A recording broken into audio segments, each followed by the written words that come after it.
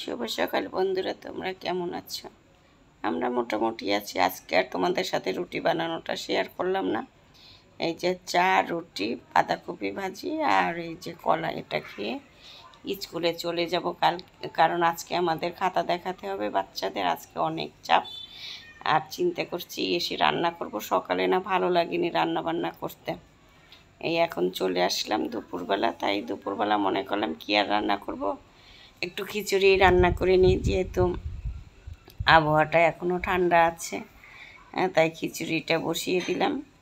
আর পাশের চুলায় ইলিশ মাছ ছিল, দুটো লেজ বের করলাম। বাবু ইলিশ মাছ খাবে না, এই কারণে দুটো লেজ ভাজি করবো। আর কয়েকটা ওই যে পটল, আলু ভাজি, ডিম ভাজি, এটা তো করতেই হবে।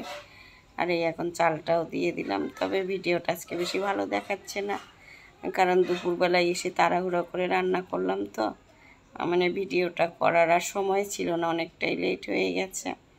আস্তে আস্তে কি আর করব। আসলে আমাদের মেয়েদের চাকরি বাকরি করলে এটাই হয়, মানে ঘরটাও সামলাতে হয়, অফিসটাও সামলাতে হয়, তাই ঠিক মতো কোনোটাই হয় না, তারপরেও তো করতে হবে। আর এখন একটু গরম মশলা আর একটু ঘি দিয়ে দিলাম, হয়ে গেল। কারণ খিচুড়ি রান্না করতে তো সময় লাগে না। আর একটু দিয়ে দিলাম আর চিনি, এসব জাতীয় খাবার একটু চিনি না দিলে ভাল লাগে না, একটু মিষ্টি মিষ্টি হলে ভালো হয়। আর এই যে বললাম না ভাজাভাজি করবো অনেক কিছু। পটলটা খুবই ভালো, এটা নাকি দেশি পটল, মানে একটুকু বিচি হয়নি, একেবারে মানে তাজা। আর কয়েকটা আলুও ভাজি করে নিচ্ছি, যেহেতু বাবু তো মাছ ভাজিও খাবে না, পটল ভাজিও খাবে না, তাই ওর জন্য আলু ভাজি আর ডিম ভাজি করব। তা পটলটা আজকে খুবই ভালো লেগেছে, মানে অনেক দিনই আনা ছিল ফ্রিজে, কিন্তু ওই যে সময় হয় না, মানে যতটুকু না হলে হয় না, সেরকমই এখন রান্নাবান্না চলতেছে। মানে এই কয়েকটা দিন অনেক চাপের ভিতরে ছিলাম, খাতা দেখা, তারপরে সিলেবাস তৈরি করা, প্লাস আবার মার্কশিট করা, অনেক কিছু ছিল, এখনও হয়নি, আরও করতে হবে। আর এই যে ভাজাটা হয়ে গেলে এখন ডিম ভাজিটা করে নিচ্ছি। তাই আজকে না বিকেলটা খুব ভালো লাগলো, মনে হয় কি অনেকটা হালকা হয়ে গেছে। আর খাতা দেখাতে যে যে ভীষণ অবস্থা হয়ে গেল, মানে অনেকজন স্টুডেন্ট একসাথে 10টা 9টা খাতা দেখানো হয়েছে, মানে খুব আজকে অস্থির অস্থির লাগছিল। তাই এইটাই করে নিচ্ছে। আর সকালে ঘুম থেকে উঠে না ইচ্ছে করলো না যে রান্নাটা করব। আসলে এরকমই, শরীরটা সবসময় কিন্তু ভালো লাগে না, কিন্তু খেতে তো হবে, তাই হালকা পাতলা মনে করলাম এটাই করে নিই। রাত্রে আবার আলু ভর্তা টর্তা করে নেব, কারণ এইসব রান্না করলে কি হয়, দুবারই রান্না করতে হয়, এই রাতেও করতে হয়, আবার দুপুরেও আলাদা আলাদা করতে হয়। আর মাছ এসব রান্না করলে একবার রান্না করলেই হয়ে গেল, মানে হয়ে যায়। এই যে ডিম ভাজিটা হয়ে গেল, বাবুরটা একটু বেশিই রাখলাম, আর আমাদেরটা এই যে চা ভাজাভাজি করলাম। এখন বাবুরও ক্ষুদে লেগে গেছে, ওকেও খাবারটা দিয়ে দেব, আর আমিও বসে পড়বো, দীপের বাবাইও খাবে, সবাই আমরা আছি।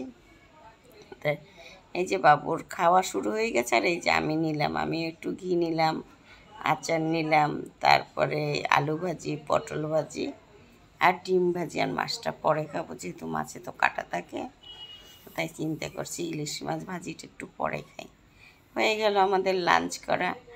আর এটা রাত তখন কয়টা বাজে, মনে হয় 9টা বাজে, অনেক মিষ্টি নিয়ে আসলো।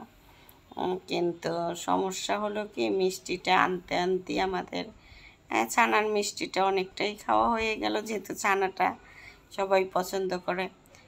তারপরে মনে পড়লো যে ভিডিও তো করা হয়নি, এটা হলো পরের ভিডিও করাটা।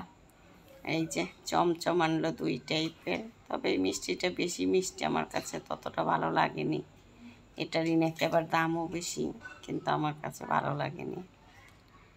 আর এই যে ছানার মিষ্টি, আর এই যে আরেকটা আবার চমচম, তবে এই চমচমটা আমি খুবই পছন্দ করি, এটার মাঝখানে আবার একটা একটু ক্ষীর দেয়া থাকে, তো এই জন্য এটা আমার কাছে বেশি ভালো লাগে। এই যে আর সকালের নাস্তা খাওয়ার জন্য কয়েকদিন তো রুটি বানিয়েছি, তাই আজকে ব্রেড নিয়ে আসলো, তা ব্রেড আছে। তারপরে যে বাবুর বিস্কিটও শেষ হয়ে গিয়েছিল, তা বিস্কিটও অনেক টাইপের নিয়ে আসছে। ওই যে বাবু অনেক সময় খেতে চায়, এই যে জাফরানেরই সব কিছু, এই যে ব্রেডটাও নিয়ে আসলো সকালে নাস্তা করার জন্য, আর এই যে মানে দুধ দিয়ে খাওয়ার জন্য। আর সন্ধ্যায় প্রতিদিন তো নাস্তা বানানো সম্ভব না, দুধটা তো প্রতিদিনই খাওয়া হয়। আর এই যে অনেক টাইপের ও যেসব বিস্কিটগুলো পছন্দ করে সেগুলো।